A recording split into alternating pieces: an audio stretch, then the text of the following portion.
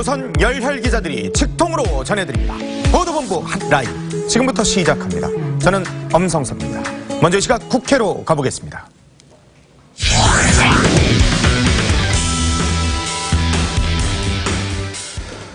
더불어민주당이 오늘 새 원내대표로 홍영표 의원을 선출했습니다. 취재기자 연결해보도록 하겠습니다. 주원진 기자. 네, 국회입니다. 자, 이 홍영표 의원 친문계로 분류가 되는데 원내대표 당선이 됐군요. 네, 더불어민주당 원내대표 선거에서 친문계열로 분류되는 홍영표 의원이 78표를 얻어 당선됐습니다. 홍 의원은 비문계열로 분류되는 노웅래 의원보다 2배 가까운 표를 얻어 여유롭게 원내대표에 선출됐습니다. 강성 노동운동가 출신 삼선 의원으로 노사투쟁 현장에서 잔뼈가 굵은 인물입니다. 홍 의원은 1983년 대학생 신분을 속인 채 대우자동차 용접공으로 취업해 1985년에는 일개 대의원 신분으로 김우중 대우회장과 단둘이 단판을 지어 파격적인 양보를 얻어냈던 이력을 가지고 있습니다. 이후 민주노총 출범 준비위 활동, 참여연대 정책위원회 거쳐 노무현 정부에서 이해창 국무총리의 시민사회 비서관을 지냈습니다. 2009년 인천 부평 재보선 선거를 통해 국회에 입성했고 20대 국회 전반기에는 국회 환경노동위원회 위원장을 맡았습니다. 홍 의원은 환노위원장을 맡으며 근로시간 단축을 골자로 한 근로기준법 개정안을 통과시키는 과정에서 노사 양쪽을 설득하는 데 상당한 공을 들였다는 평가를 받고 있습니다. 자, 홍영표 의원이 새 원내대표로 선출이 됐는데 그렇다면은 어떻습니까? 여야 간 국회 협상 이제 좀 물꼬를 틀 수 있을까요? 네, 홍 의원은 원내대표에 당선되자마자 첫 공식 일정으로 9일째 당식 중인 자유한국당 김성태 원내대표를 찾아갔습니다. 두 사람은 서로를 친구라 부르며 국회 정상화를 위해 최선을 다할 것을 약속했습니다. 홍 의원은 국가적으로 굉장히 중요한 시기니 국회 정상화를 위해 노력하자고 말했고, 김 원내대표는 홍 의원이 노동운동을 한 사람이니 대화와 타협을 하면 서로 못 풀 것이 없다고 화답했습니다. 홍 의원은 또 오늘 오후 바른미래당 김동철 원내대표와도 만나서 국회 정상화를 논의할 예정입니다. 김 원내대표는 홍영표 의원은 친문 핵심이라 협상이 되면 되고 아니면 안 되는 거니 이전 우원식 원내대표처럼 질질 끌지는 않을 것이라고 말해 국회 정상화 속도가 빨라질지 주목됩니다. 지금까지 국회에서 TV조선 주원진입니다.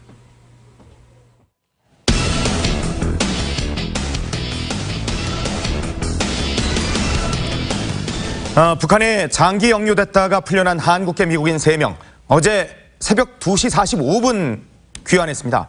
공항에 트럼프 대통령 직접 나갔었는데요. 어떤 얘기를 했는지 들어보도록 하겠습니다. We very much appreciate that he allowed them to go before the meeting. My proudest achievement will be, this is a part of it, but will be when we denuclearize that entire peninsula. 자, 역시나 리얼리티 쇼의 황태자예요. 그 본능을 정말 과감 없이 발휘를 한 것 같습니다. 사실 이게 억류자 3명에 초점이 맞춰져야 하는데 어제 이 모습을 보시면요. 주인공은 꼭 트럼프 대통령 같죠. 그리고 연출은 폼페이오, 조연은 3명의 한국계 미국인, 그리고 관객은 200여 명의 국내외 기자 되겠습니다. 일단 이렇게 지금 새벽 3시쯤 대통령하고 부대통령 내외가 나온 것부터 이례적이라고 하고 저 보시면 무대에도 정말 절묘한 연출이 좀 돋보인다고 할 수 있거든요. 그러니까 그 억류자들이 탄 비행기가 멈춰 선 곳에 세로 10m가 넘는 대형 성조기가 걸려 있어요. 한편에 약간 영화를 보는 것 같은데 이때 이제 트럼프 대통령 내외가 손을 잡고 여기선 또 불화설이 좀 일식되는 것 같죠. 그리고 대통령 내외가 손을 잡고 계단을 타고 비행기에 올라갔고요. 또 기내로 들어가서 석방자들을 접견하고 함께 데리고 나왔습니다. 비행기에서 나와서 이제 그 억류자들은 기쁨을 감추지 못하고 이제 손가락으로 V자를 그렸는데 석방자들 옆에서 트럼프 대통령이 좀 한동안 흐뭇한 표정을 짓는 모습도 포착이 됐습니다. 그리고 이 트럼프 대통령 자기 공임을 빼먹지 않은 것 같은데요. 이런 말을 했습니다. 북한이 이 정도까지 온 적이 없었다. 지금과 같은 관계가 있었던 적이 없었다라고 했습니다. 근데 어제 그 송환자들이랑 악수할 때 보면 약간 또 이 사인이 안 맞았어요, 좀. 네. 듀얼리티이기 때문에 뭐 이런 거 미리 정하지는 않았었던 약간의 것으로 NG가 보입니다. 있었나 보죠, 노굿이? 네, 그 성환자들은 양팔을 머리에 올리고 이 그 손가락으로 V 표시를 그려서 기쁨을 드러냈는데 예. 마침 이 트럼프 대통령이 악수를 건넨 것입니다.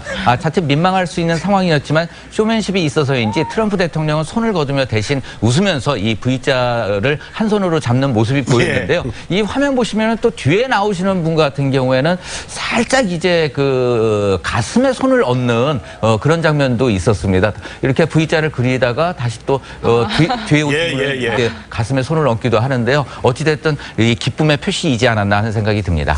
자, 쇼맨십은 대변인이 올린 SNS 사진에서도 그대로 드러나는 모습이었어요. 그렇습니다. 통상 참모들이 올리는 사진 이거 굉장히 자연스럽지 않습니까? 그렇죠. 이 자연스러움을 담아서 또 메시지도 같이 포함해야 하기 때문에 사실 연출 것일 가능성이 높습니다. 그 말씀하신 대로 세라 샌더스 미국 백악관 대변인이 어제 SNS에 올린 글을 보면 저 사진이군요. 그렇습니다. 도널드 트럼프 미국 대통령이 석방자 3인의 귀환을 환영하기 위해서 앤드루스 공공기지에 착륙했다. 또 트럼프 전용기에 앉은 사진을 이렇게 올렸는데 미국에서는 미국에게 가장 놀라운 밤이라는 말도 덧붙였습니다. 그런데 이제 사진의 구도가 굉장히 절묘했습니다. 사진 속 트럼프 대통령은 두 손을 곱게 모으고 심각한 표정으로 앉아 있었는데요. 또 배경으로 창밖에는 공군기지 한복판에 설치된 성조기가 함께 보이는 이 프레임을 잡은 거죠. 연출 것일 가능성이 높아 보입니다. 근데 저 사진 보시면은요, 그 성조기를 이렇게 들고 있는 것이 바로 이제 공항에 있는 소방서에 있는 이 고가 사다리차 2대를 이용해서 성조기를 양쪽에서 이렇게 그 들고 있었습니다. 자, 이 어제 현장에서 귀환한 미국인들을 데리고 온 비행기 내부 사진을요, 전 세계 언론들, 미국 언론들도 전혀 촬영하지 못했었습니다. 그런데 유일하게 한 명 딱 촬영한 사람이 있는데 트럼프 대통령입니다. 보겠습니다.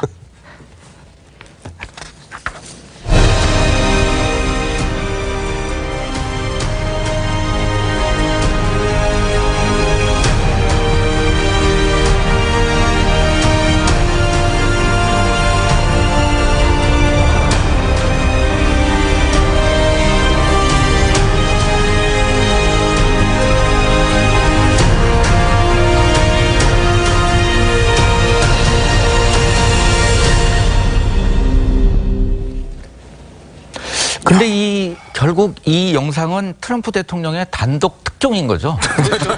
그러니까 내가 보기엔 트럼프 대통령이 대통령 안 했어도 방송 기자나 PD였으면 굉장히 잘했을 것 같아요. 엄청 잘했을 거예요. 연출이라든가 기자들이 담을 먹은 거잖아요, 지금. 그렇습니다. 이날 현장에서 그 비행기 내부 사진을 찍어 직접 이제 촬영한 언론이 없었어요. 그래서 어떻게 보면 트럼프 대통령만이 가지고 있는 어떻게 보면 특종 영상인데요. 이 나쁜 미국인 3인방이 탄 비행기 내부에서 찍은 이 영상은 트럼프 대통령 SNS를 통해 단독 공개가 됐습니다. 트럼프 대통령은 영상과 함께 미국인들을 대표해 석방자들의 귀환을 환영한다, 이런 내용의 또 글도 같이 게재를 했습니다. 근데 이게 요즘 노벨상도 운운하고 그렇죠. 근데 이게 만약에 특종으로 인정된다 그러면 퓰리처상 후보가 아닙니다.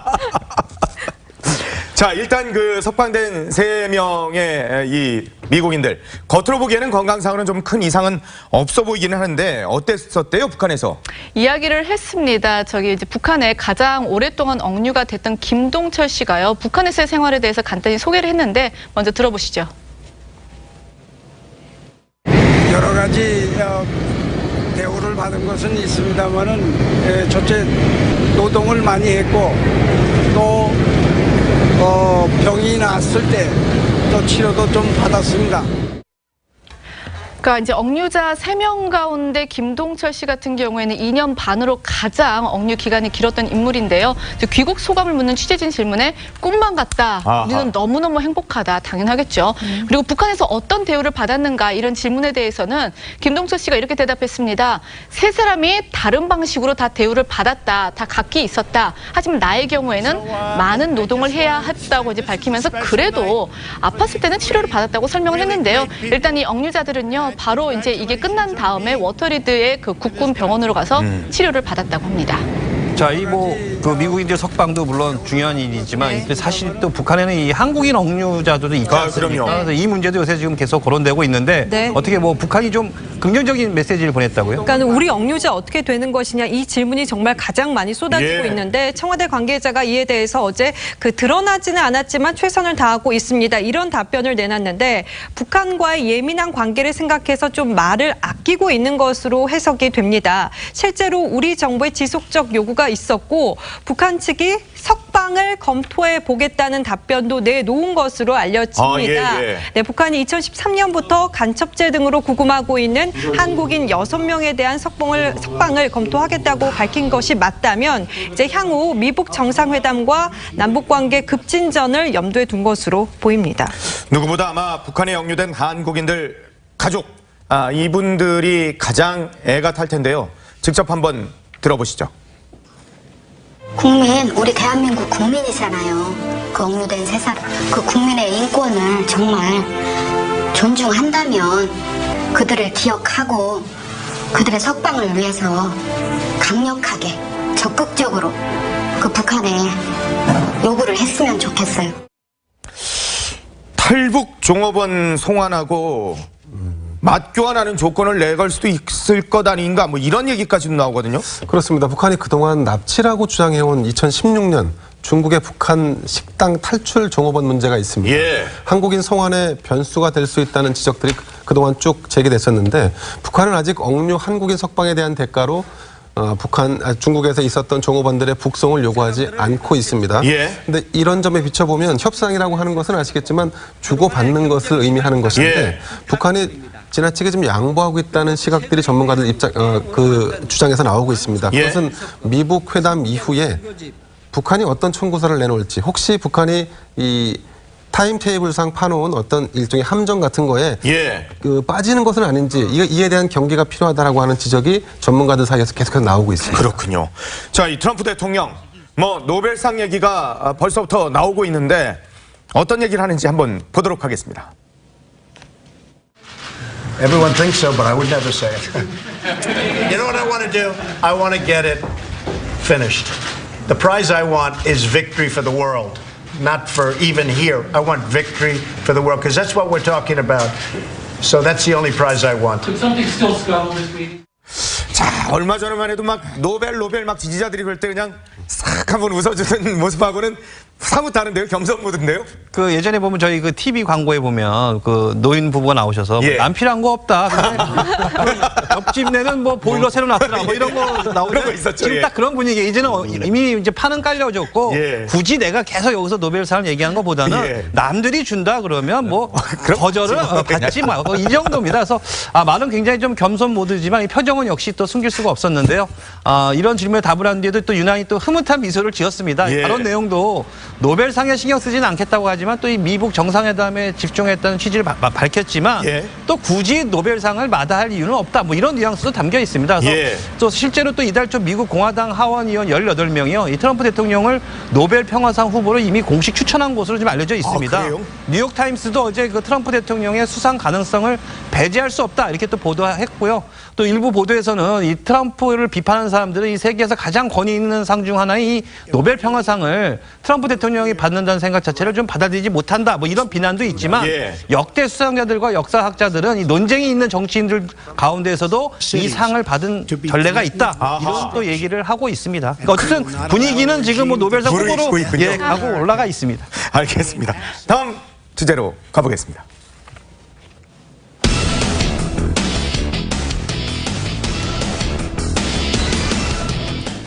계속 개봉 박두 뭐 이렇게 잠깐만 이러던 트럼프 대통령이 결국 미북 회담 일정 장소 공개를 했습니다. 자, 어디예요? 싱가포르고 6월 12일로 날짜까지 다 특정을 한 거죠. 날짜까지 다 특정이 됐습니다. 근데 이게 사실 하필이면 6.13 지방선거 하루 전날이잖아요. 그러니까 국내에서는 조금 셈법이 다를 수는 있을 것 같은데 그럼 왜 6월 12일일까?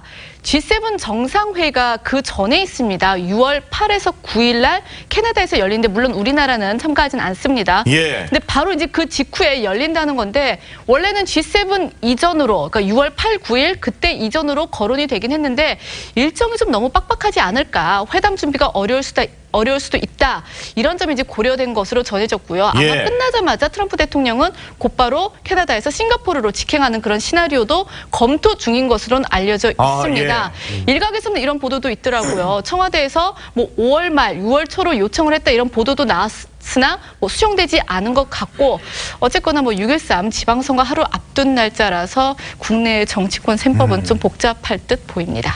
며칠 전에 있었던 조선일보의 특종 보도가 그대로 그냥 사실로 확인이 되는 6월 중순 싱가포르에서 열릴 것이다라고 강인선 특파원이 썼었는데 그게 사실로 그대로 나왔는데 그동안에 우여곡절이 좀 많이 있었어요. 싱가포르 가기까지. 네, 그랬습니다. 그래서일까요? 청와대 고위 관계자가 미북 정상회담 장소에 이르기까지 비하인드 스토리를 좀 얘기해 줬습니다. 그래요? 저희가 얼마나 그동안 평양이냐, 판문점이냐, 뭐 싱가포르냐, 그렇죠, 몽골이냐 예. 얘기가 많았습니까? 몽골 얘기도 있었구만. 그렇습니다. 당초 실제로 판문점이 유력한 회담 장소로 실제로 거론이 됐다고 진짜였대요? 합니다. 네, 실제로 트럼프 대통령이 한미 정상회담 뒤에 지난달 32일 트위터를 통해서 자, 기억을 좀 되돌려 볼까요? 판문점 내 평화의 집, 자유의 집을 정확한 명칭으로 언급을 했고 어디가 좋을까? 저스트 에스킹 하면서 그냥 한번 물어본다 이런 글을 올렸었는데 예. 당시에 정말 실제로 트럼프가 판문점에 상당히 마음을 두고 있었다는 게 청와대 관계자의 말입니다. 어허. 그런데 경호 등을 따져서 여러 상황을 고려해서 싱가포르로 결정이 됐다고 하는데요. 예. 또 재밌는 거는 미북 정상회담 장소로 거론된 곳 중에서 인천 송도가 인천 있었다고 송도요? 합니다. 네, 그러니까 문 대통령과 트럼프 대통령이 통화 과정에서 송도를 한번 언급을 하긴 했는데 예. 큰 의미는 없고 그냥 대화를 진척하는 과정 중에서 나왔던 보기 중에 하나였는데 어쨌든 인천 송도도 물망에 아니 한번 왜 올랐었던 송도가 겁니다. 갑자기 트럼프가 혹시 개발 사업을 송도에 했었나요? 그건 잘 모르겠고 여튼 인천 송도가 오르기도 예. 했었고요. 그런데 미국 측은 그 제3국 중에 또 제네바를 선호하기도 했다고 합니다. 그러니까 김정은 위원장이 이동할 수 있는 비행기 거리 등을 고려해서 싱가포르가 선택이 된 건데 예. 사실상 제네바라고 한다면은 미국에서는 싱가포르보다는 조금 가까운 상황이기 예. 때문에 제네바를 또 한번 보기로 올려놨었던 것 같고요. 그리고 사실 또 정의용 국가안보실장이 미국에서 볼턴 국가안보회의 보좌관과 만났을 때 싱가포르 확정안을 받았다고 합니다. 그러니까 일주일 전부터 우리 정부도 알고는 있었던 겁니다. 하지만 트럼프가 언급을 해야 한 것이기 때문에 우리 정부는 침묵을 하고 있었던 혹시 것이죠. 그 인천에 대해서는 아마 인천 상륙작전을 했잖아요. 어떻게 그렇죠. 보면 이 6.25 전쟁에서 어떻게 보면 전환점이 된 게 인천 상륙작전이잖아요. 예. 메가더 장군이 인천으로 들어왔잖아요. 그러니까 그렇죠. 그걸 어떻게 보면 트럼프도 한번 그 인천에서 송도에서 인천 자유공원이 그렇죠. 그러니까 그런 데서 한번 그런 걸 해서 한번 거론할 수도 있었을 거라는 생각이 듭니다. 그러네요. 그리고 인천은 아마 국제적인 개발 도시이기 때문에 미국계 기업들도 상당히 많이 들어가 있죠. 있습니다. 그래서 포스코랑 같이 코웍도 하고 하는데 예. 아마 그래서 개발업자 출신인 트럼프는 송도를 좀 인지하고 있지 않았을까 하는 생각이 드네요. 그리고 이제 또 한 가지 측면은 인천공항이 가깝기 때문에 그렇죠. 이 김정은 위원장이 한국 땅을 밟았을 때 이제 반대의 그 목소리도 굉장히 있을 수밖에 없는데 인천공항에서 이제 송도까지는 동선이 짧기 때문에 가까워요, 이런 것을 예. 또 방지할 수 있는 효과도 있는 곳이지 않았나 아마 하는 생각이 그 회의 중에 나왔지만 아마 북한이 거절했을 것 같아요. 인천 같은 경우에는 안 좋은 추억도 있고 또 뭔가 좀 여러 가지 복잡하니까 예. 제3국으로 가자 아마 이렇게 했을 것 같아요. 그러네요. 아니 근데 트럼프 대통령이 싱가포르라고 트위터에 올리긴 했지만 네. 평양 방문에 대해서 아직까지 좀 여운을 좀 남겨놓고 있는 것 같은데요. 네, 북한에 확실히 관심이 조금 있는 것 같습니다. 실제로 트럼프 대통령은 향후 북한을 방문할 용의가 있느냐 이런 질문에 가능한 일이다 이렇게 말을 하기도 했거든요. 예. 그런데 우리가 생각을 좀 해보면 2020년에 미국 대통령 선거가 있잖아요. 그렇죠. 트럼프가 재선을 원한다면은 또 북한이 비핵화에 대해서 어느 정도의 큰 그림을 또 보여준다면 성과가 있다면은 이벤트성으로 트럼프가 충분히 평양을 한번 갈 법하지도 않나. 트럼프라면 가능할 것 같습니다. 그럴 수도 있겠네요. 진짜 전 세계 생중계가 그냥 쫙 되는데 네. 이게 탁 북한 가가지고 이렇게 탁 몇 걸음 진줄이 확 오를 수 있으니까. 그리고 그 싱가포르가 된 이유 중에 하나는 또 그 싱가포르가 의외로 거기가 일당 3대 독재 국가 아닙니까? 예. 그러니까 어떻게 보면은 이제 북한과 비슷하거든요. 독재 국가고. 그러니까 그럼에도 권위주의 국가죠. 예. 근데도 경제는 굉장히 발전돼 있지 않습니까? 예. 그러니까 어떻게 보면 북한이 앞으로 모델이 싱가포르처럼 이렇게 그쵸. 가야 된다라는 거를 여러 가지로 보여주기 위해서 싱가포르가 할 수도 있을 거예요. 근데 이 미북 회담이 있는 이 한 주 정말 그 세계적인 이벤트 위크 위크가 될 것 같습니다. 그러니까. 그렇습니다. 아까 뭐 이루라 기자도 얘기했지만 미국 정상회담을 앞두고 이제 6월 8, 9일에는 이제 캐나다에서 G7이 열립니다. 미국, 영국, 프랑스, 또 독일, 이탈리아, 캐나다, 일본까지 참가하는 G7 정상회의가 있는데 예. 미국 정상회담의 화두도 역시 결국에는 이 북미 회담으로 될 것으로 보여집니다. 예. 또 이 문 대통령이 초청 대상국 정상으로 참석하는 방안도 지금 논의 중인 것으로 알려지고 있는데요. 미국 회담 이후에는 곧바로 이제 전 세계 축제인 또 이 러시아 월드컵이 월드컵이 또 있군요. 역대 월드컵 중에 이렇게 국내에서 이렇게 홍보가 안 된 건 처음인 것 같아요. 예. 한 달도 안 남았거든요. 예. 6월 14일 날 열리는데도 지금 몰랐어요, 열리는지 뭐 안 예. 열리는지도 모르고 우리 또 진출하에 있는 거죠? 당연하지 그렇죠. 진출해 있죠. 근데도 예. 불구하고 지금 월드컵도 굉장히 좀 타격을 입을 것으로 보여지고요. 또 이번 그 미국 정상회담은 또 역시 아까 이루라 기자 했지만 국내 정치 지형에도 굉장히 영향을 주는 네. 바로 6월 13일 날 지방선거가 있는데 6월 10일 날 회담하면 사실 6월 13일부터 모든 방송국이 이제 회담 결과에 선거 그렇죠. 특보로 가려고 했는데 예. 오전은 아마 이 미국 회담 특보해야 될것 특보를 같은데요? 하고 이제 오후로 가야 되지 않을까. 여러 가지 지금 뭐 머리가 싱가포르에 방 잡으려고 지금 난리가 났어요, 사실. 지금 뭐 특파원들을 보내야 되는 상황이라서. 근데 지금 예약이 잘 안 된다고 벌써부터 그런 상황이 벌어지고 있는데 싱가포르가 지금 대란입니다. 북한 매체는요, 김정은과 폼페이오의 또 면담 소식을 연이어 대대적으로 보도를 하고 있습니다. 보겠습니다. 대통령이 새로운 대안을 가지고 대화를 통한 문제 해결에 깊은 관심을 가지고 있는 데 대해서와 조미 순회 상공에 대한 적극적인 태도를 취하고 있는 데 대하여 높이 평가하시고 사의를 표하셨습니다. 아니, 만족한 합의를 봤다라는 얘기를 했는데 그러면 그럼 정상회담 발표문이 거의 다 조율이 됐다는 얘기인 것 같은데요?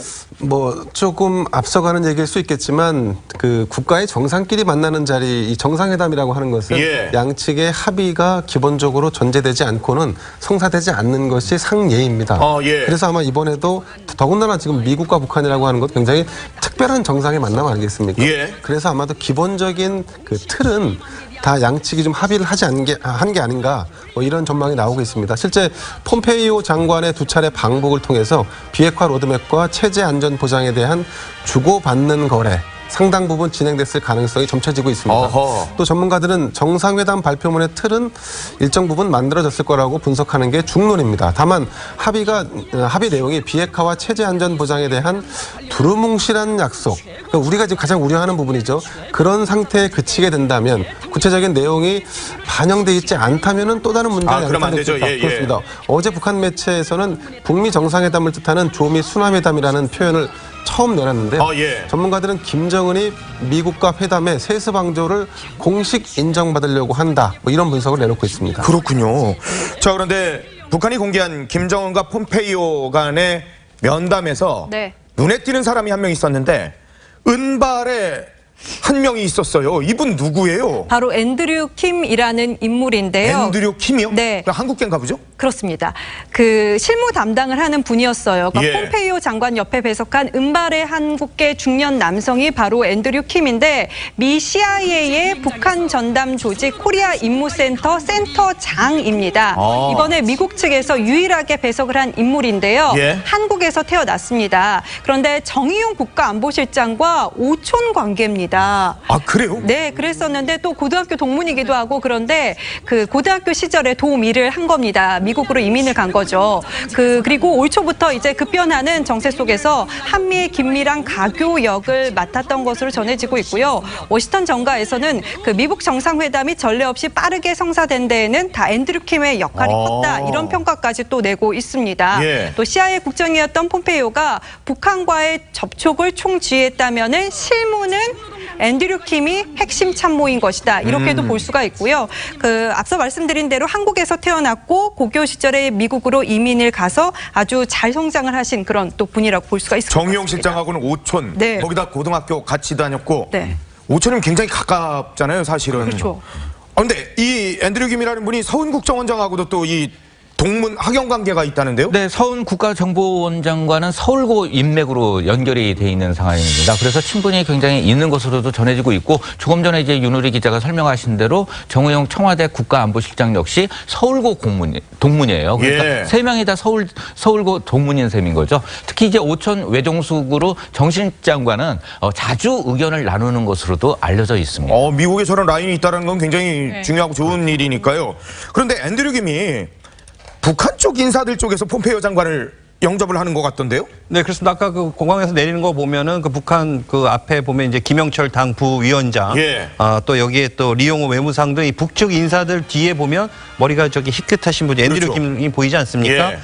이 앤드류 김은 이 폼페이오 장관의 방북 이전에 평양에 먼저 들어가서 사전 조율을 미리 했던 것으로 보여집니다. 지난 3월 트럼프 대통령이 김정은 위원장과 미국 정상회담을 수행한 이후에는 이 미국에서는 이제 CIA가 주로 이제 이 그 주도적으로 회담 준비를 해온 것으로 전해지고 있는데 이 중국 베이징에서 평양을 수시로 드나들면서 북측과 미국 정상회담의 시기와 장소, 또 의제, 또 경호, 통신 여러 가지 실무적인 문제들을 협의했고 그걸 지휘했던 분이 아마 이 앤드류 김이 아닌가 이렇게 생각합니다. 김정은이 유학생활을 해서 영어를 좀 잘하는 거 아닌가라고 우리가 추정을 했었는데 폼페이오하고 만날 때 보면은 통역 없이 두 분이 그냥 두 사람이 대화를 하는 것 같던데요? 보니까 김정은이 우리 한라인을 좀 보고 있는 것 같아요. 왜냐면 한라인에서도 굉장히 많이 궁금했었잖아요. 김정은이 과연 영어를 잘하느냐. 근데 사실 그 인사만 할 때 통역 없이 폼페이오와 대화를 주고받는 모습이 저렇게 보내졌죠. 방송으로 보여줬고요. 또 회담에 들어가서는 대신 이제 통역의 말에 좀 귀를 기울이는 모습을 보이기도 했는데 사실 아무리 영어를 잘한다 하더라도 이렇게 공식 대화라든지 민감한 주제에 대해서는 당연히 통역의 도움을 받는 그런 게 필요한 부분인 것 폼페이오한테 중얼중얼 하네요. 진짜. 뭐 얘기를 하는 것 같은데요. 영어를 제가 무슨 소리를 몰라서. 간단한 뭐 인사 정도나 뭐 와줘서 고맙다 뭐 이 정도 이야기하지 않았을까요? 야, 이거 그러면은 와 이거. 계속 영어를 쓴다는 얘기네. 네, 근데 이게 또 한 가지 또 궁금증을 일으키는 게 미국 회담에서도 이 트럼프 대통령과 약간의 이제 영어 소통을 할 것으로도 생각이 되어지는 거 아닌가요? 근데 저희가 영상을 보면은 지금 김정은과 폼페이오가 인사말 수준의 영어를 하고 어떻게 움직이는 장소에서 조금 영어를 하는 정도이지 의제를 다룰 때는 통역이 옆에 있잖아요. 그러니까는 김정은의 영어 실력이 뭐 스위스에서 10년 전에 영어를 했기 때문에 이제 사람이 언어도 계속 쌓이지 않는 건데 10년이 넘었기 때문에 어느 정도 의사소통까지는 가능한데 깊은 영어는 조금 안 되는 걸로 저는 해석이 되거든요. 우리 중학교 때 배웠던 뭐 하이, 뭐 헬로우, 나이스 미츠 뭐 이런 거. How do you do? 그거보다는 잘할 것 같은데 그러니까 일반적으로 국가 정상들이 만났을 때는 일부러 자신들의 언어를 쓰잖아요. 그렇기 때문에 또 지금 북한이 김정은이 특히나 정상 국가로 보이는 것에 굉장히 집중하고 있는 상황이기 때문에 자신들의 언어를 회담에서는 직접적으로 쓰지 않을까 싶습니다. 그런데 폼페이오 장관이 또 타고 있었던 의전 차량이 좀 익숙한 느낌이었거든요. 이게 근데 김정일이 타던 차였다는데요? 예, 그렇습니다. 이 김정은 회동이 끝나고 나서는 이제 폼페이오 장관이 탄 의전 차량 앞에까지 나와서 이 차량이 출발할 때까지 배웅하는 모습을 보여줬는데요. 이때 그 폼페이오 장관이 타고 있던 차량이 바로 이 김정일 국방위원장의 전용 차량이랍니다. 저 차군요. 네, 그렇습니다. 그 김정은 신형 방탄 차량을 구입하면서 이 최룡해 등이 이제 의전용으로 이용하고 있는 것으로 알려졌는데 지난해 12월에도 왜 최룡해가 이 차량을 타고 우리 측으로 온 것이 이제 포착되기도 했거든요. 김정은이 폼페이오 장관에게 아버지의 의전 차량까지 제공한 것은 그만큼 이제 미국 정상회담에 공을 들이고 있다. 이런 증거다. 이런 분석도 나오고 있습니다. 아니 근데 미국 인사하고 이렇게 화기애애한 모습들을 저렇게 북한 방송에서 저는 그것도 김정은이 저러는 거를 잘 못 봤거든요. 그렇습니다. 실제로 김정은 위원장이 지난번 폼페이오 장관이 방문했을 때 첫 번째 방문했을 때는 상당히 좀 경직된 모습을 북한 매체를 통해서 공개를 했는데 이번에 공개된 모습에서는 첫 인사부터 회담장 이동 그리고 회담 뒤에 배웅까지 두 사람 모두 얼굴에 웃음기가 가득한 모습만 보도가 됐습니다. 40일 전 두 사람이 처음 만났을 때와는 확연히 달라진 분위기인데 얼마 전까지만 해도 미국과 전쟁을 불사할 것처럼 보였던 북한. 그랬죠. 네, 그 모습과 지금의 모습을 비춰본다면 상당히 상전벽해가 아닌가 싶은데 그 미국과 관계가 달라지고 있는 점을 주민들에게 알리고 있는 것이 아닌가. 북한 예. 매체가 주로 북한 내부의 정책 기조의 변화를 대내외적으로 홍보한다는 측면에서 본다 그러면 지금 이 보도, 이 장면들이 미국 정상회담을 앞두고 일종의 분위기 전환을 하겠다. 그 핵무력을 통해서 세계 최강 대국과 동등한 자리에 올랐다는 점, 이런 그렇죠. 점들을 북한 주민에게 과시하려는 의도가 아닌가 싶습니다. 미북 간에 어떤 합의가 있을지를 봐야 되겠습니다만 긍정적이면 굉장히 다행입니다만은 혹시라도 이 또 나는 헷갈렸으니까 미국하고 나 이렇게 저기 하거든 이런 걸 또 보여주기 위한 게 아닐까 또 그런 점들도 우리가 유념해 봐야 될 것 같습니다. 다음 주제로 가보도록 하겠습니다.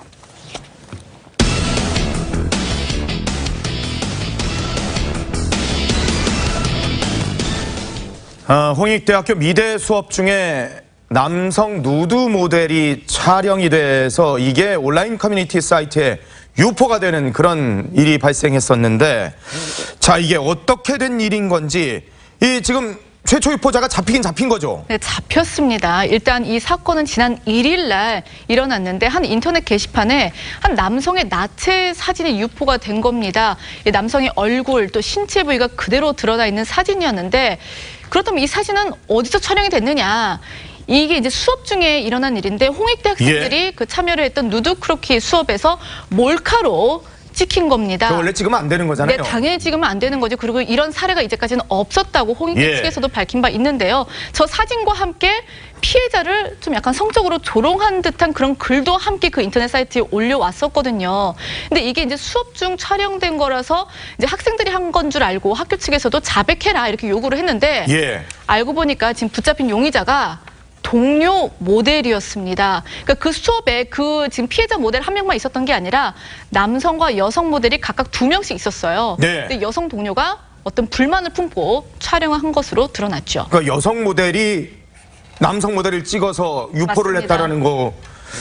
아니 왜 이런 일이 이거 자기도 모델인데. 네, 그 여성 모델 A씨는 경찰 조사에서 피해자 B씨의 나체를 몰래 촬영하고 인터넷 커뮤니티에 올렸다는 취지로 자신의 범행을 일부 시인했습니다.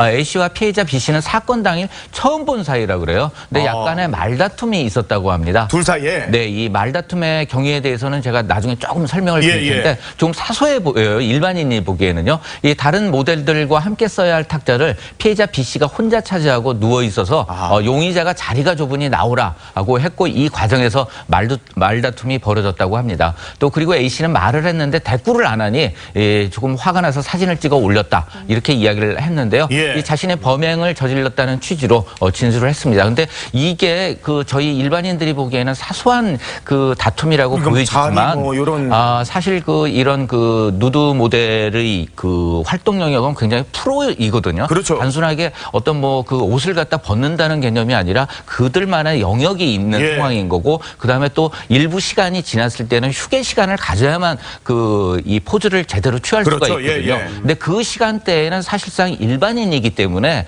어떤 좀 그 폐쇄된 다른 사람이 볼 수 없는 폐쇄된 공간이나 거기서 이제 약간의 이제 그 가운 같은 것을 입고 있는데 이 부분에서는 굉장히 그 서로 상호간에 심리적으로 날카로울 수밖에 없는 그런 부분이 있을 것으로 보여집니다. 아니 그런데 이 경찰도 사진 유포자가 학생일 거라고 생각했던 학교 측과는 다르게 동료일 것 같은데 라고 포착을 했었다면서요? 앞서 이루라 기자가 설명한 대로 학교 측에서는 범인이 학교 안에 있을 것이다, 학생일 것이다 이렇게 생각을 하고서는 학생들을 상대로 좀 자백을 유도했다고 합니다. 그런데 범인이 나타나지 않으니까 이 사건을 경찰에 수사해달라고 의뢰를 한 건데 경찰은 현장에 있었던 학생과 교수 등 20여 명을 상대로 참고인 조사를 진행했고 동시에 이들의 그 휴대폰을 제출받아서 디지털 포렌식을 진행했다고 합니다. 그런데 A씨는 평소에 쓰는 2대의 휴대폰 중에서 한 대를 내가 잃어버렸다면서 휴대폰을 한 대만 제출한 점을 비춰서 경찰이 A씨를 굉장히 유력한 용의자로 봤다고 합니다. 휴대전화 2개 있는 거 경찰이 이미 알고 있었는데. 네. 그래서 이틀 연속으로 이제 불러서 조사를 했고 이 과정에서 자백을 받아냈고 어제 오후에 이제 A씨를 긴급 체포했고 이제 오늘 구속영장을 신청하게 된다고 합니다. 아니 그런데 자백도 중요하긴 하지만 증거가 있어야 그렇죠. 하잖아요. 그 휴대폰으로 찍은 영상을 확인을 해야지 너가 정말 범인이다 할 텐데 그럼 그 휴대폰은 어떻게 확보가 좀 됐습니까? 그 경찰은 범행에 사용한 것으로 보이는 A 씨의 휴대폰은 확보하지 못한 것으로 알려져 있습니다. 그렇습니다. A 씨가 평소 휴대폰 2대를 보유하긴 했으나 두 번째 휴대전화는 음악 듣기용으로 쓰는 공기계였고요. 범행 후 공기계인 두 번째 휴대전화로 번호를 옮겨서 사용한 걸로 알려졌는데 그러면 또 다른 범행에 사용한 휴대폰은 어떻게 됐을까요? 예, 어떻게 됐어요? 그거는 한강에 버린 것으로 알려져 있는데 한강에 버린 거는 다 아시겠지만 휴대전화는 아무리 지운다 하더라도 디지털 포렌식으로 하면 과거에 있던 모든 자료가 다 나오기 때문에 아마 한강에 버린 것이 아닌가 싶습니다. 한강에 버리면 못 찾잖아요. 그럼 완벽한 증거인멸이 됩니다. 그렇죠. 전자레인지에 넣어가지고 이렇게 돌려도 없어진다고 뭐 그런 얘기도 있었던 걸로 나왔는데 아무튼 그런 방법을 썼다는 거군요. 그럼 전자레인지가 좀 망가질 수도 있겠죠. 아니 그런데 왜 긴급 체포까지 지금 하는 상황이에요? 지금 김대영 기자 얘기했듯이 이제 증거와 증거 인멸과 도주 우려가 있기 때문에 이제 긴급 이미 체포. 하나 버렸으니까. 그렇죠. 그러니까 당초 경찰은 이제 A 씨가 잃어버렸다고 했던 그 휴대폰을 증거로 확보한 뒤에 이제 구속영장 청구 여부를 결정할 계획이었습니다. 그런데 오늘 경찰이 아까 김대영 기자 말대로 이 A 씨의 진술이 거짓인 거예요. 잊어버렸다고 했는데. 조사 결과 이 휴대폰을 포맷을 한 뒤 그래도 이제 이 포렌식시험도 걸리잖아요. 그러니까 겁나니까 한강에 그냥 갖다 버린 거예요. 그래서 경찰은 이 증거인멸과 도주의 우려가 있다 이렇게 보고 이제 긴급 체포를 한 건데 A 씨가 이제 경찰 조사에서 또 다른 거짓말을 했을 가능성도 있는 게 A 씨는 이 경찰 조사에서 이 피해자의 나체 사진이 최초 게재된 온라인 커뮤니티 있지 않습니까? 과거에는 회원이었지만 현재는 활동하지 않고 있다 이렇게 얘기를 했어요. 근데 알고 봤더니 이 경찰은 A 씨가 범행 후 아까 핸드폰이 또 하나 있었다고 했잖아요. 그러니까 이 핸드폰으로 자신의 그 피해자 사진을 올렸던 인터넷 커뮤니티에 전화를 해서 예전에 자기가 하고 있던 IP 등 모든 기록을 좀 지워달라. 이렇게 요청한 내용을 또 추가로 확인했다고 합니다. 그래서 굉장히 치밀하게. 그렇습니다. 그래서 어쨌든 바로 긴급 체포를 하게 됐습니다. 어찌됐든 이 A 씨 같은 경우에는 좀 후회가 클 것 같아요. 그렇습니다. 이 사건 발생한 후에 네티즌들은 최초 유포자에 대한 강력한 처벌을 요구했지 않습니까? 심지어는 청와대 국민청원 게시판에도 철저한 수사를 요청하는 청원이 올라왔습니다. 굉장히 뜨거운 관심을 받았는데 A 씨는 이 사건이 이제 이렇게 커지자마자 파장이 이렇게 커질 줄 몰랐다. 그래서 일부러 삭제했고 이렇게 될 줄 몰랐기 때문에 뭐 일정 부분 본인의 이 범행을 좀 후회하는 듯한 발언을 했다는 것입니다. 처벌 수위가 어떻게 된답니까? 일단은 뭐 굉장히 무거울 수 있어요. 왜냐하면 이 성폭력 범죄의 그 처벌 등에 관한 특례법 제14조를 보면요. 카메라나 그 밖에 이와 유사한 기능을 가진 기계 장치를 이용해서 성적 욕망 또는 이 수치심을 유발할 수 있는 다른 사람의 신체를 그 의사에 반하여 촬영해서 그 촬영물을 반포, 판매, 임대, 제공 또는 공공하게 전시 상연한 자는 5년 이하의 징역 또는 1,000만 원 이하의 벌금에 처한다 이렇게 규정하고 있습니다. 그런데 갑자기 민주당 손혜원 의원이 등장했습니다. 이번 사건과 관련해서 그 언론에 사과를 요청했는데 무슨 일이 있었던 거죠? 그러니까 손혜원 의원이 홍대 미대 출신이잖아요. 그러니까 후배들을 생각하는 마음이 조금 있었던 것 같습니다. 그래서 이제 동료 여성 모델의 소행으로 드러난 이 홍대 누드크로키 모델 몰카 사건과 관련해서 홍대 학생을 용의자로 단정한 언론을 상대로 법적 대응 이런 얘기를 좀 꺼냈습니다. 손 의원은 그 자신의 SNS를 통해서 참 이상하다고 생각을 했다면서 사실 파악도 제대로 되지 않은 상태에서 홍익대와 회학과 학생들을 범법자로 단정한 언론들은 반드시 사과를 해야 한다면서 홍익대 관계자와 회학과 학생들을 만나보고 구체적인 행동 방향을 정하겠다 이렇게 밝히기도 했습니다. 그러면서 이 홍익대 미술대 학생들에게 요청한다면서 이번 사건을 다룬 기사들 중에서 홍익대와 회학과 학생들을 범인으로 단정한 기사들을 캡처해서 모아보자. 그리고 그걸 갖고 명예훼손 소송을 하자. 이렇게 또 언급을 하기도 했습니다. 홍대 선배니까요. 언니니까. 교수 출신이시니까 이제 학교 문제에 대해서 적극적으로 나서시는 예민할 수 있죠. 그리고 이거 언론이 혹시 잘못했다면 그거는 당연히 또 이 단죄를 받아야 되는 건데. 아니 근데 홍대생들도 억울하게 가해자로 몰리긴 했었습니다만 이 피해 모델 이분 다 사진이 다 이미 다 공개가 된 거 아니겠습니까? 뭐 그 심적 고통에 대해서는 말로 표현할 수 없을 것 같습니다. 여기도 이제 누드 모델 협회라는 게 있는데 간접적으로 전해 들었습니다. 그 피해자의 지금 심리 상태가 어떤지 한번 들어보시죠. 그림 그리는 과정이 아니고요. 그림 모델 하다가 이제 쉬는 시간에 가운으로 갈아입는 과정이라고 생각하시면 돼요. 가장 걱정하는 거는 자기가 모델 일을 하는 거를 부모나 친척이나 지인들이 다 모르는데 나에게 너무 잔인하다 이렇게 얘기하더라고요. 너무 얼굴이 많이 알려져서요. 그 사람이 사회생활을 할 수 없을 정도로 해놨잖아요. 아무 일도 못하고 있어요 지금. 지금 그 말씀 드리셨지만은 피해자는 사건이 벌어진 다음에 며칠 동안 밥도 못 먹고 있고 또 잠도 못 자면서 계속 울었다고 전해지고 있는데 심지어 지인들이 위로차 보내는 문자조차도 굉장히 힘들어한다고 합니다. 내가 당신 짓 안다. 정말 어떻게 하니? 이렇게 보내주는 것도 굉장히 부담스럽겠죠. 그리고 피해자 같은 경우에는 이 누드 모델을 아르바이트 차원에서 해왔고 또 다른 직업을 원래 가지고 있는 분이라고 알려졌습니다. 그리고 녹취에서도 이제 들으셨던 것처럼 이제 주변에 알리지 않고 사실 이런 아르바이트를 갖다가 누드 모델 한다 말하지는 않잖아요. 이런 식으로 좀 생계형 아르바이트를 또 한 부분도 있을 텐데 이런 일이 발생해서 정말 충격이 큰 것으로 알려지고 있습니다. 물론 뭐 누드 모델이라는 게 이 전문적인 직업의 영역이긴 합니다만 그렇습니다. 그래도 이제 본인이 얘기하기 전까지는 사실 좀 말하고 싶지 않은 상황이 있을 수도 있는 건데 근데 이 피해자를 알아본 주변 사람들이 실제로 연락을 하고 있다면서요? 네, 굉장히 많이 하고 있다고 그럽니다. 근데 이제 이것은 뭐 나쁜 의도로 이렇게 연락을 하는 게 아니라 좀 뭐 힘을 내라, 그다음에 또 용기를 불어넣기 위해서 이렇게 연락을 하는 건데 본인 당사자에게는 굉장히 그 힘겨운 그런 거라고 할 수 있겠죠. 뭐 이거 형 맞죠? 뭐 오빠 다 알고 연락해서 힘내세요. 이런 연락을 받을 때마다 아무도 모르는 곳으로 가서 영원히 도망치고 싶다. 또 이제 읽고 답장을 못한 연락과 읽지도 못한 연락이 수북하다라고 밝혔는데요. 또 부모님만 생각하면 하염없이 눈물만 흐르고 정말 죽고 싶은 마음뿐이다라고 했는데 이에 대해서도 좀 어떻게 해야 될까요? 우리 사회가 좀 도움을 줄 수 있는 방법을 찾아봐야 되지 않을까 하는 생각이 듭니다. 그러니까 이게 사진 전파가 많이 됐으니까 그만큼 그 피해자에게 연락이 많이 온다는 거잖아요. 얼마나 안타까운 부분입니까? 근데 이렇게 이것만도 충격인데 심지어 일부 또 팬들은 이 또 악성 댓글 같은 것도 또 달았다면서요? 악성 댓글이 그렇습니다. 그게 이제 그야말로 2차 피해인데 피해자는 차마 이제 방송에서 소개해드리기 부적절할 정도로 조롱과 비하 댓글에 좀 시달리고 있습니다. 그 정도가 특히 심한 댓글을 쓴 네티즌 2명은 현재 모욕 혐의로 고소를 당했고 이에 대해서 경찰이 지금 수사에 착수한 상태입니다. 그 여성 청소년 수사팀 경찰인데요. 여기에 이제 배당되어 있는 사진 유포자 A씨 사건과 별개로 댓글은 2차 가해를 한 네티즌들 이 사이버 수사팀에서 별도로 수사를 하고 있습니다. 그런데 이제 피해자가 고소한 2차 가해자는 우선 현재로서는 2명이지만 피해자의 사진이 유포된 후 그를 성적으로 조롱하는 그리고 또 비하하는 게시물이 수백 건씩 달렸다고 합니다. 그래서 아마 형사 처분이 아니라 이제 일단 조사 대상은 굉장히 급증할 가능성이 있어 보입니다.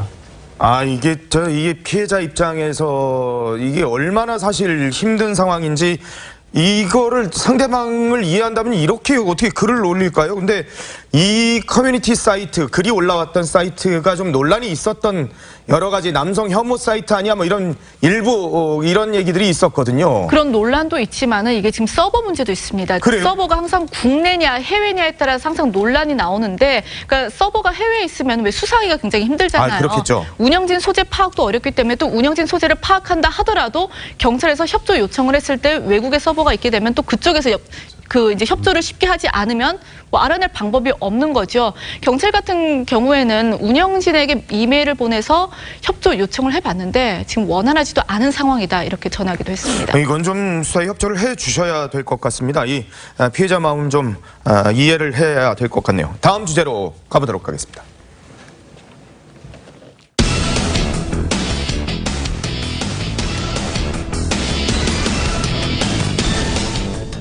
자, 드루킹 사건의 실체가 이제 하나둘씩 나오고 있습니다.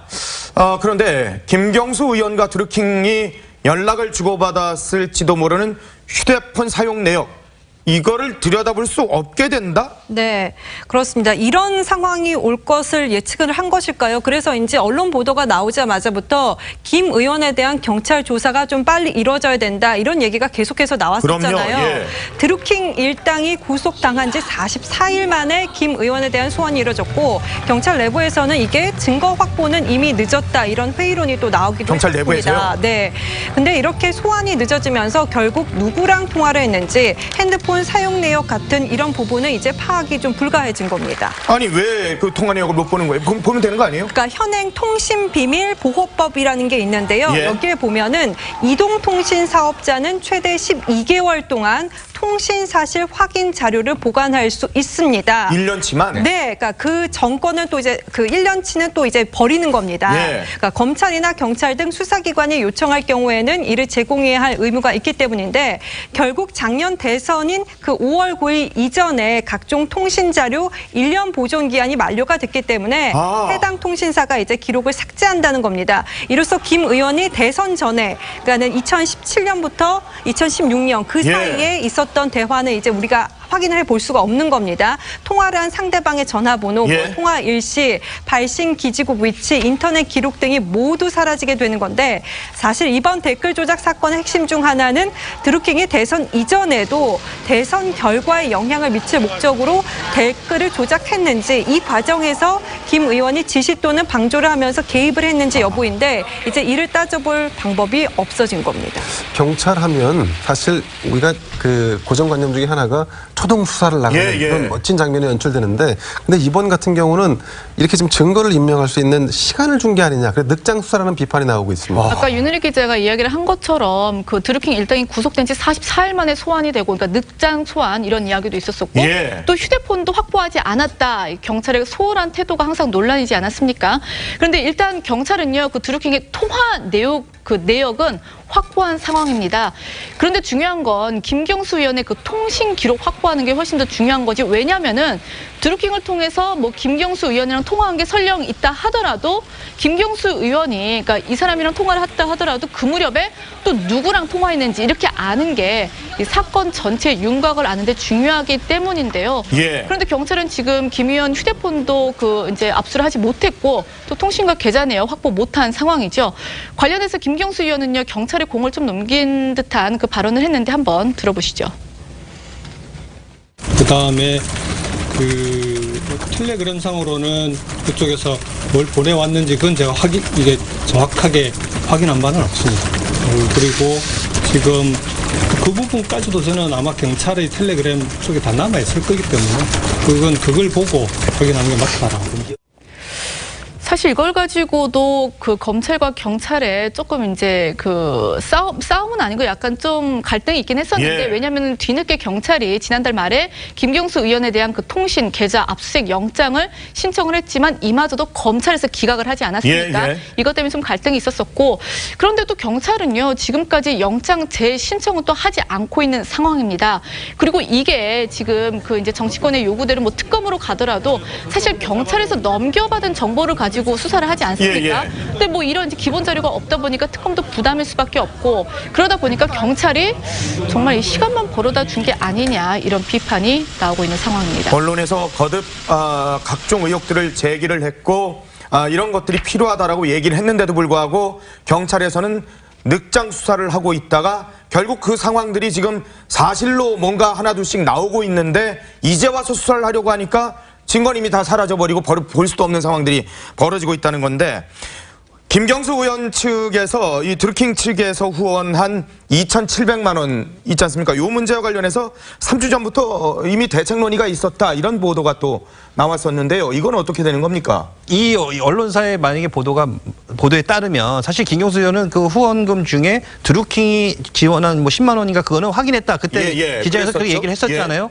근데 지금 이 언론사가 이 김경수 의원이 드루킹 일당이 한 이거 지급한 후원금 2,700만 원에 대해서 3주 전쯤에 당내 의원들과 논의를 했다는 사실을 밝혀낸 겁니다. 언론에서. 이 해당 언론사는요, 이 복수의 사정 당국과 또 정치권 관계자들을 통해 이 같은 사실을 확인했다 이렇게 보도를 했는데 3주 전인 지난달 14일, 15일은 사실 김경수 의원이 댓글 조작 주범인 드루킹과 관련돼 있다는 사실이 언론 보도로 알려지면서 경남지사 출마를 할까 말까 고민할 때였어요. 이때 어떻게 보면 이제 집단 후원금 물론 사실 보좌관의 500만 원 수수도 사실 전혀 외부로 알려지지 않은 때였거든요. 근데 이거를 본인이 주변 의원들하고 상의를 했다는 거는 그렇다면 본인은 이미 알고 있었다는 거잖아요. 그렇다면 과연 이게 본인이 몰랐고 그냥 그 후원금 내역을 잘 모르다 이거는 조금은 이제 또 말이 좀 틀리는 것 같고요.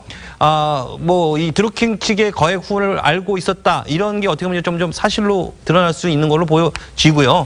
또 이 언론에 보도되자 이 문제를 이 주변 사람들과 상의를 했다. 그러니까 이건 결국에는 본인이 다 알고선 문제가 될 수 있을 때 이거 어떡할까 뭐 상의를 했다는 건데 그때 당시 의원들은 뭐 후원금 문제에 대해서는 별 큰 문제가 되지 않을 것 같다 이렇게 조언을 했다고 합니다. 그러니까 그러면서 아마 출마 강행해라 아마 이렇게 조언을 했던 걸로 보여집니다. 네. 그런데 김 의원 같은 경우에는 이 2,700만 원 부분에 대해서 그동안 좀 모른다 이런 입장을 또 취해왔더라고요. 어제 보도가 나왔는데 이 김 의원이 전날인 9일에는 이제 2,700만 원 후원금에 대해서 언론이 질문을 하자 확인해 보겠다 이런 답변을 했던 거죠. 이 3주 전부터 당내 의원들과 후원금 문제에 대해서 논의를 했다면 사실상 드루킹 측의 집단 후원 사실을 알고 있으면서 이런 반응을 보이는 것이 되는데요. 이 정치권 일부에서는 또 한 번의 거짓 해명 논란이 나올 수 있는 대목이다. 이런 지적을 하기도 합니다. 자, 그런데 2,700만 원 후원금을 보낸 시기가 2016년 11월이지 않습니까? 이때부터 그렇습니다. 김경수 의원과 드루킹 간의 텔레그램 비밀 대화가 시작이 됐다면서요? 해명한 것처럼 우연의 일치인 것인지 아니면 필연이었는지 아직까지 수사를 통해서 그거는 밝혀져야 되는 그렇습니다. 부분이죠. 하지만 어쨌든 공교롭게도 시기가 겹치는 부분이 있습니다. 경공모 회원 200여 명이 김 의원에게, 김경수 의원에게 2,700만 원을 쪼개기 후원한 시기가 2016년 11월입니다. 경공모 회원들은 모두 실명으로 돈을 보낸 것으로 알려졌는데 그래서 이달 김 의원 후원금은 5,104만 원으로 이전 월평금 후원금 1,560만 원보다 3배 이상 늘어난 겁니다. 갑자기 늘어난 거죠. 지금까지 경찰 조사를 보면 김 의원과 드루킹이 비밀 메신저 텔레그램으로 메시지를 주고받기 시작한 것도 2016년 11월이었다는 건데요. 한국당에서도 관련 발언이 나왔습니다. 직접 한번 들어보시겠습니다.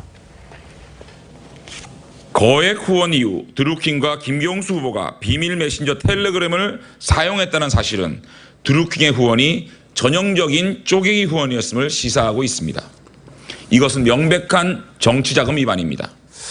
한 정치권 관계자는 거액 후원 이후 둘 사이에 비밀 대화가 시작된 것은 단순히 우연의 일치라고 볼 수 있느냐 뭐 이런 의문을 제기했고 또 드루킹도 후원 사실을 어떻게든 김 의원에게 알렸을 것이다 이런 준 얘기도 나오고 있는데 사실 정치권에서 500만 원 이상의 고액 후원자들은 다 공개가 됩니다. 하지만 지금처럼 10만 원, 20만 원 혹은 100만 원 이하의 이를테면 쪼개기 후원금을 제공한 사람들은 드러나지 않기 때문에 이 경찰이나 검찰이 수사를 하기 전에는 공개가 안 되는데 이번 같은 경우 사실은 쪼개기 후원금을 보낸다 하더라도 이 단체가 쪼개기 후원금을 보낸 거는 당사자는 알고 있을 개연성이 매우 높습니다. 뭐 일단 수사를 통해서 밝혀져야 될 부분입니다만은 그런데 드루킹이 이끈 경공모에 공무원도 상당수 가입돼 있다? 이 얘기는 또 뭡니까? 이거는 진짜 다른 차원의 이해가 되는 것 같습니다. 그러니까 공무원 같은 경우에는 정치적 중립 의무가 있잖아요. 그렇기 때문에 대선 기간 중에 이 댓글 활동 혹시 했더라면 이건 정말 위법이죠. 뭐 공직선거법 위반도 될 수 있고 국가공무원법 위반도 될 수 있습니다. 일단 서울경찰청은요. 그 경공모 회원 중에 공무원들이 있다는 점을 확인을 했습니다. 그리고 이미 참고인 신분으로 조사하고 있다 이런 이야기를 했는데 물론 이들이 지금 댓글 조작에 가담했는지 여부는 아직까지 확인되지는 않고 있습니다. 그런데 정치권에서는 이런 말이 나오고 있는 거죠. 왜냐하면 민주당 쪽에서는 이런 게 다 지지자들의 자발적인 선풀 운동이다 이렇게 주장을 했었는데 그럼 이런 주장도 허물어지는 거 아니냐 이런 분석이 나올 수밖에 없는 상황입니다. 네. 그런데 드루킹 일당이 구축한 서버 킹크랩이라는 게 있잖아요. 근데 이게 대선 전부터 또 활용이 됐다 이런 의혹이 또 나오는데요. 네, 그런 의혹이 있습니다. 드루킹의 측근 핵심 회원인 김모 씨 필명이 촛보입니다. 촛보. 촛보 씨 집에서 경찰이 압수한 USB에 이런 내용이 있습니다. 킹크랩 사용 지침이 담겨 있는데 경찰이 확인한 결과 이 지침의 작성 시기가 대선 이전인 것을 보면 매크로 서버인 킹크랩이 대선 전에 구축됐다라고 추측이 가능합니다. 즉 대선 때 이 시스템을 이용했을 수 있다는 얘기인 것인데 경찰에 따르면 촛보 등 핵심 회원은 킹크랩 사용과 관련해 비밀 메신저 대화방도 만들었다고 합니다. 그러니까 회원들이 일명 계좌비방이라고 해서 작업 대상의 기사 이런 인터넷 주소를 올리면 킹크랩을 활용한 댓글 조작이 실행되는 구조였다고 합니다. 또 촛보의 USB에는 하루에 100건 혹은 150건에 달하는 이 기사에 대한 댓글 작업을 지시했다 이런 내용도 포함되어 있는 것으로 알려져 있습니다. 드루킹이 사실 지금까지 계속 조사 거부를 하다가 지금 경찰이 강제 조사를 하고 있는 상황이잖아요. 그런데 일부에서는 그래도 경찰에 대한 좀 비난이 계속 있는 것 같습니다. 이 경찰이 영장을 이 집행해서 강제 수사에 나섰지만 이 드루킹이 체포된 지 거의 50여일 만에 이 일이잖아요. 그래서 네. 뒷북 수사라는 이 지적이 계속적으로 끊이지 않고 있는 상황입니다. 드루킹이 3차례나 접견 조사를 거부하기 전에 지난달에 이미 이제 체포 영장을 통해서 강제 수사를 했어야 하느냐, 하지 않느냐 네. 하는 이런 지적들이 계속 이어지고 있는 상황입니다. 자, 일단 체포영장 발부됐잖아요. 네. 드루킹 지금 조사를 잘 받고 있대요? 뭐 여전히 지금 강제 조사가 이뤄지고 있는 상황에서도 적극적인 진술은 피하고 있다고 합니다. 예. 새벽에 12시간 동안 이제 강제 조사를 받고 오늘 새벽 구치소로 복귀했거든요. 드루킹의 모습을 한번 보시죠. 김경수 의원이 먼저 작업 요청한 게 있었나요? 인사청탁 명목으로 500만 원 주신 거 맞나요? 후원금 모금 지시하셨나요? 네, 그러니까는 뭐 드루킹은 구속 전 조사에서는 아예 묵비권을 행사했던 것으로 알려지는데 체포영장 발부로 압송된 이후에도 질문에 답만 하는 정도이고 적극적인 진술은 전혀 하고 있지 않다 이렇게 전해주고 있습니다. 조사 거부도 이게 전략인가요? 그렇겠죠. 뭐 드루킹 같은 경우에는 이미 지난 1월 17일이었죠. 네이버에 게시된 평창 올림픽 관련 기사에 달린 그 문재인 정부 비판 공감수를 불법 조작한 혐의로 기소가 됐고 현재 서울중앙지법에서 재판을 받고 있는데 하지만 이건 이제 판례상 혐의를 모두 인정되더라도 대부분 그냥 벌금형에 그치는 경우가 대부분이기 때문에 예. 그런데 만에 하나 이 과정에서 다른 범행 사실이 수사로 밝혀진다면은 혐의가 추가되면은 실형으로 이어질 가능성이 높기 때문에 지금 수사에 협조하지 않는 걸로 해석이 되고요. 아하. 실제로 드루킹은 구속 이후에 경공모 회원들에게 조용히 처리해야지 형량이 늘지 않는다 이런 내용의 편지를 보내면서 철저한 입단속을 당부하기도 했습니다. 예. 그런데 경공모 회원들 사이에서는 드루킹이 어떤 방식으로 댓글 조작을 했는지 단체 텔레그램방에서 어떤 글과 기사를 올렸는지 이런 제보가 계속 나오고 있는 상황이죠. 이 드루킹이 감옥 안에서 이렇게 계속해서 뭔가를 얘기를 한다면 이건 뭐 접견 금지를 신청한다든지 여러 가지 또 방안을 또 생각을 또 해봐야 될 것 같네요. 다음 주제로 가보도록 하겠습니다.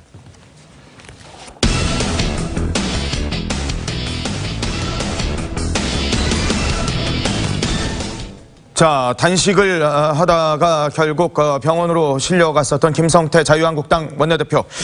지금 상황이 어떻다고 하나요? 그러니까 단식을 해본 사람들은 이런 얘기를 한다고 합니다. 큰 고비를 예. 한번 넘기고 나면은 조금 지내기가 수월해진다 이런 얘기를 하는데 그 김성태 의원 측은 오히려 건강이 조금 어제보다는 나아졌다 이렇게 표현을 하고 있습니다. 그래요? 현재 겉으로 보기에는 상황이 어제보다는 나아진 모습이기는 한데 이게 어제의 상황을 보면은 과연 이게 정말 나아진 걸까 싶기는 합니다. 어제 호흡곤란이 심해서 구급차에 실려갔고 예. 병원에 도착한 김 원내대표는 혈관 확장제를 투여받고 체열을 통한 심장, 간, 콩팥 검사 등을 실시를 했습니다. 예. 하지만 수액 투여는 김 원내대표의 완강한 거부로 이루어지지 않았거든요. 이게 수액이라는 게 사실상 이게 비타민은 아닌 거잖아요. 예, 예. 그냥 물일 뿐인 건데 이게 단식 중단이나 의학적 힘을 빌려서 무늬만 단식을 하고 있다. 이런 비판 때문에 김 원내대표가 이제 수액도 거부한 것으로 보이고요.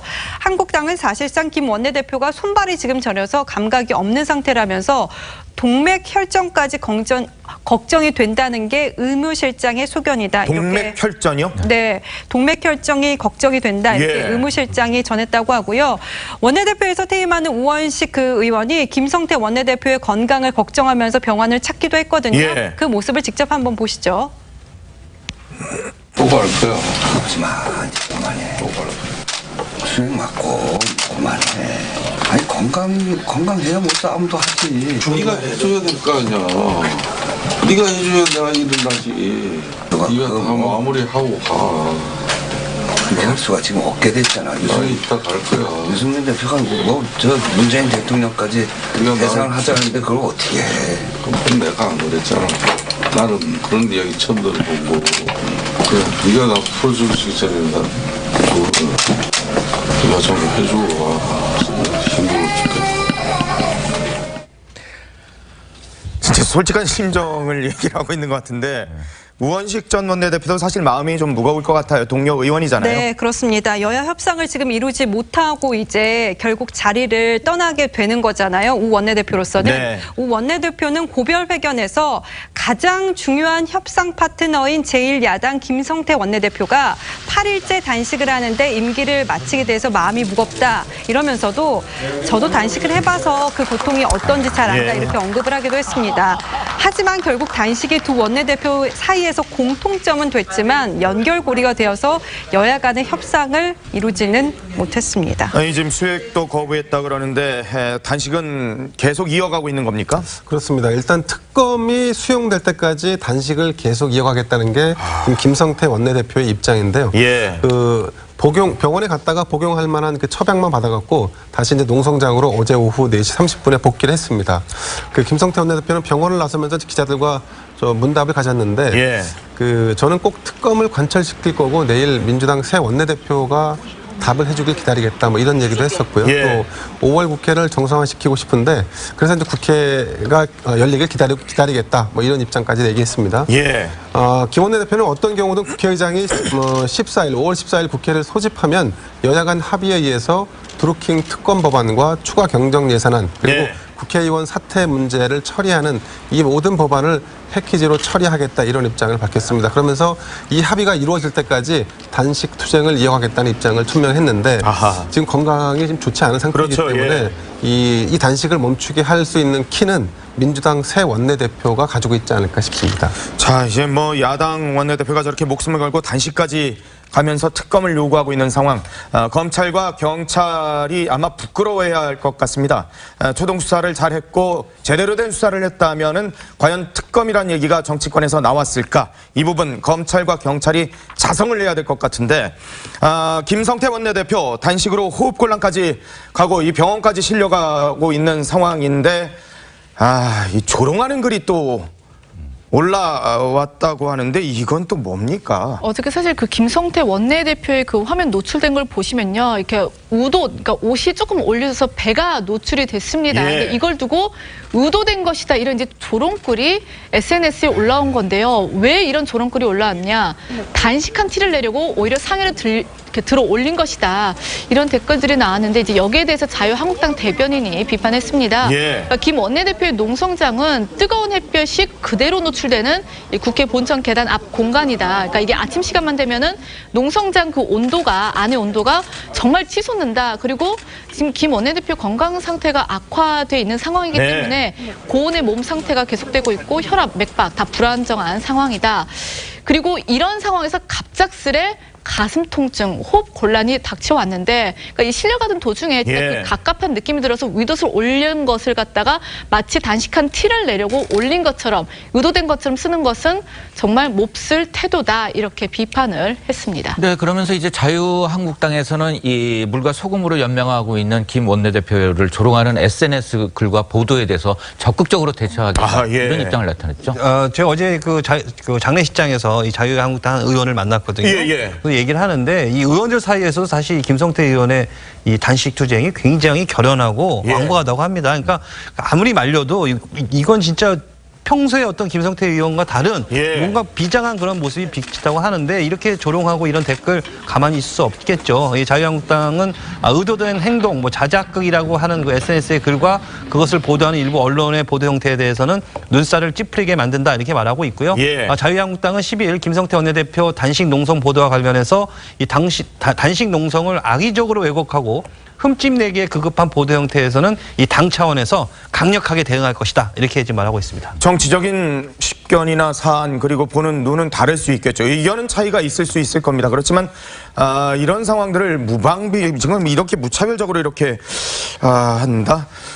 홍대 모델에 대해서도 온라인 커뮤니티에 글을 올려서 그 사람들에게 상처를 주게 되는 상황들 그리고 김성태 원내대표의 단식에 대해서도 조롱을 하는 상황들 과연 어떤 분들이 이런 글을 올리는 건지 홍영표 민주당 새 원내대표 뽑혔는데 첫 일정이 김성태 원내대표 방문하는 거였어요. 네, 뭐 사실 민주당 원내대표 선거가 오늘 있었지만은 예전부터 이제 홍영표 의원이 당선이 될 것이다 이런 예측이 많이 했었죠. 많이 나왔었죠. 그렇기 때문에 뭐 둘 사이의 만남이 언제 이뤄질 것인가 이 부분이 관심을 받고 있는 상황이었는데 결과적으로 원내대표 후보로 나선 노웅래 의원보다 40표를 더 얻으면서 홍영표 의원이 당선이 됐고 홍신임 원내대표는 당선 소감에서부터 야당 원내 원내대표가 단식 중인 상황을 언급했고요. 국회 파행으로 가서는 안 된다면서 소감을 마치고 바로 김성태 원내대표를 찾았습니다. 예. 좀 긴 얘기를 나누지는 못했고요. 건강을 염려하면서 단식을 그만둘 것을 계속해서 권유를 했습니다.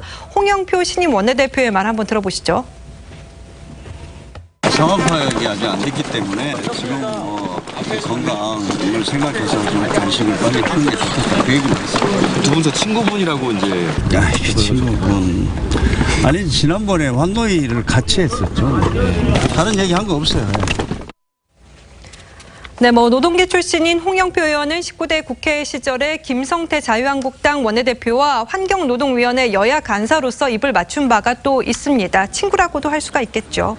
아니 근데 어제 이미 정세균 의장이 홍영표 의원이 원내대표 될 것 같다라는 천기누설이라 그래야 되나? 이런 얘기를 실수로 했다면서요. 네, 그러니까 어저께 정세균 국회의장이 김 원내대표 그 단식 농성장을 방문을 했거든요. 근데 이 자리에서 이런 말을 했습니다. 오늘이 우원식 마지막 날 아니냐. 내일 저 홍영표가 들어선단 말이야. 이게 무슨 말이냐. 왜냐하면 원내대표 경선은 오늘인데 이 정도 되면 정스트라다무스 정도 되는 거죠. 네. 그러니까 이게 사실 그 농성장에서 작게 이야기해서 명확히 들리진 않았는데 카메라에 소리가 잡혔던 겁니다. 그러니까 홍 의원과 홍영표 의원과 협상하겠다고 생각을 하고 오늘은 병원에가 몸을 챙겨야 된다. 이렇게 이제 당부했다는 보도에 대해서 새 원내대표 자리가 홍 의원으로 기우는 거 아니냐 이런 관측이 계속 나오고 있었고 물론 이제 어저께 이런 보도가 나오니까 국회의장실 그 측에서는요. 민주당 몇몇 의원들로부터 전해 들은 분위기를 그냥 무심결에 그냥 이야기한 것뿐이다. 이렇게 이야기를 했습니다. 자, 이런 와중에 일부 의원들이 문자 폭탄에 또 시달리고 있다고 합니다. 왜 그런 건지 들어보도록 하겠습니다. 지금도 특검 수용이 필요하다는 몇몇 여당 의원들은 문재인 대통령의 열성 지지자 소위 들로부터 문자 폭탄에 시달리고 있다고 합니다. 말이 문자 폭탄이지 이건 사실상 정치 테러입니다. 아직도 문재인 대통령께서는 문자 폭탄과 비방 댓글이 경쟁을 흥미롭게 하는 양념 같은 것이라는 그 생각에 변함이 없는지 국민들께 고백해 주실 것을 간곡히 요청드립니다. 저희 무슨 일입니까? 드루킹 특검 반대 문자 폭탄이요? 이게 이제 민주당 원내 지도부가요. 지난 7일 날 드루킹 특검 조건부 수용 의사를 밝히니까 이 특검을 반대하는 지지자들이 무차별적으로 문자 메시지를 보내고 있다는 건데 이제 일부 그 문팬으로 이제 알려진 사람들이 많이 있다는 인터넷 사이트에서 그 일부 의원들에 대한 전화번호가 공유가 됐습니다. 그러면서 이제 문자 폭탄을 보내고 있다는 걸로 이제 알려지고 있는데 매일같이 수십 통 문자에 욕설까지 있다고 합니다. 그리고 이제 또 이런 말도 나온다는 거죠. 당 원내대표 경선에서도 친문 핵심으로 알려진 홍영표 의원을 뽑아라. 이런 이제 문자도 있고 그렇기 때문에 이제 의원들 같은 경우에는 문자 메시지 차단 기능을 설정해 놓기도 했고 또 상황이 이렇다 보니까 당내에서도 정말 이 특검 수용 이야기가 꺼내기 쉽지 않다고 합니다. 자, 마지막 주제로 가보도록 하겠습니다.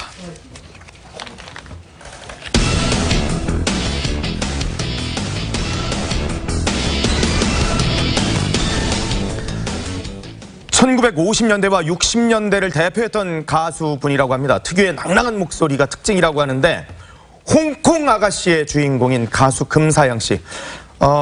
네, 별세 소식이 들어와 있네요. 네, 어떻게 보면 또 하나의 그 가요계의 큰 별이 졌습니다. 어제 새벽이었습니다. 원로 가수 금사양 씨가 향년 89세로 별세를 했습니다. 고인은 8년 전 이 무릎이 나빠져서 인공관절 수술을 받았는데요.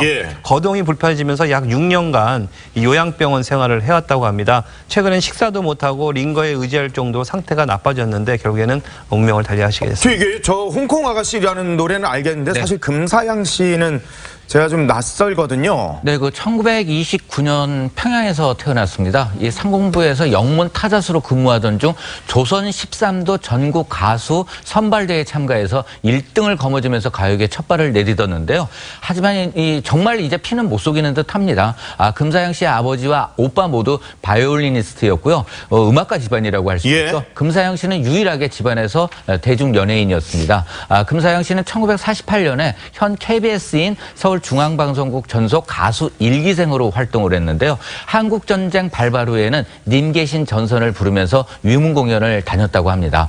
특히 이제 1954년도에 발표된 홍콩 아가씨는 휴전 후 전쟁의 침울함을 잊게 해주는 곡으로 많은 사랑을 받기도 했습니다.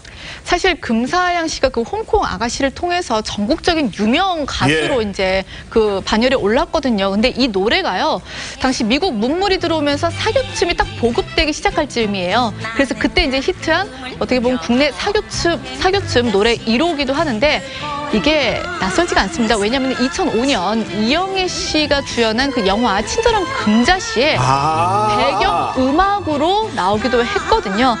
지금 나오고 있는 음악인데요. 좀 더 들어보시죠.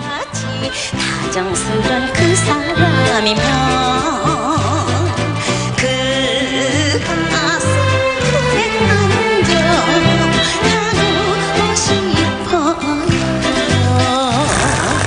굉장히 딱 들어도 그냥 아니 근데 홍콩 아가씨를 불렀는데 홍콩은 정작 가보신 적이 없다는 것 같아요. 아니 좀 잘못 알려진 사실인데 홍콩에 가셨습니다. 그래요? 예, 그 딱 한 번이었는데 홍콩 아가씨 발매 60년 만에 가신 거예요. 이 홍콩 아가씨가 워낙 유명해서 금사양 씨가 홍콩과 밀접한 관련이 있을 듯하지만 정작 홍콩 땅을 밟은 건 지난 2013년 12월이었습니다. 공연을 겸해서 홍콩을 방문해서 노래 발표 60년 만에 이 홍콩 땅을 밟아서 홍콩의 아가씨의 꿈을 이루신 거죠.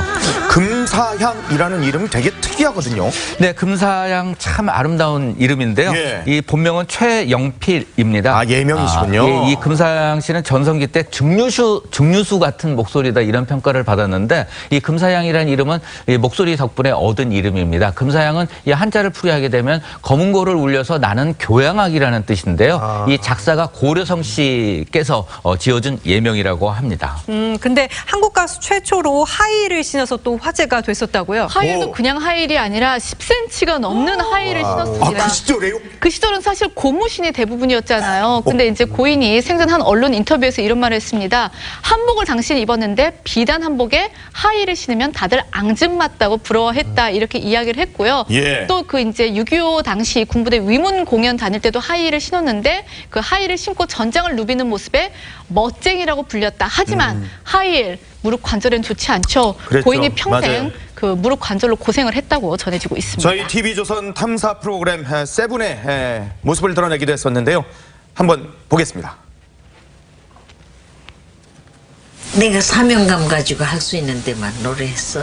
옛날하고 틀려 지금하고. 추억은 참 아름다워. 그래서 내가 그전엔 몰랐는데 지금 늙으니까 이거 들으니까 옛날 70년대 생각이 나서 이렇게 눈물이 나. 사명감을 가지고 할 수 있는 곳에서만 노래를 했었다. 한국전쟁에서도 위문 공연을 하셨다라는, 포탄이 떨어지는 데서도 노래를 부르셨다는 그런 얘기들이 있었는데, 노년에 근데 좀 생활이 좀 안 좋았다고 합니다. 이 삼가 고인의 명복을 빌도록 하겠습니다. 1분만 있다가 돌아오도록 하겠습니다. 탈모 관리는 하죠. 탈모 관리를 한다. 그런데 빠졌다? 약용효모가 빠졌다. 약용효모는 판시딜에 있습니다. 약용효모 성분이 모발을 풍성하게 판시딜. 탈모엔 시작부터 판시딜. 시원한 티 만들어 볼까요? 짠! 아이스티. 아니, 아이스롱티. 반팔보다 시원한 긴팔. 아이더 아이스롱티. 아이더. 힘찬건설. 집에 대한 생각을 뒤집다. 새로운 생각이 새로운 공간, 새로운 생활을 만든다. 힘찬 건설, 그리고 해리움. 허구날 변변이 한비 그런 새끼. 제발 좀 나와. 지금 바로 메이킨으로 해결하세요. 변비, 복부팽만, 식욕부진 한 번에 싹 메이킨. 좋아. 육회, 상쾌, 통쾌. 변변 메이킨. 꼭 알아야 할 날씨 정보, 요긴한 날씨입니다. 오늘은 따뜻하다 못해 조금 덥게 느껴지기도 하겠습니다. 서울의 한낮 기온이 21도로 어제와 비슷하겠고요. 강릉은 무려 27도까지 오르겠습니다. 남부 지역은 25도 안팎을 보이겠습니다. 밤에는 기온이 떨어지고 대기가 정체되면서 미세먼지 농도가 높아지겠습니다. 마스크는 미리 챙겨두시는 게 좋겠고요. 먼지는 내일 비가 내리면서 좀 해소될 것으로 전망됩니다. 지금까지 요긴한 날씨 홍지화였습니다. 오늘 준비한 소식은 여기까지입니다. 저희는 다음 주 월요일 오후 1시에 더 핫한 소식으로 찾아뵙도록 하겠습니다. 모두 본부 한달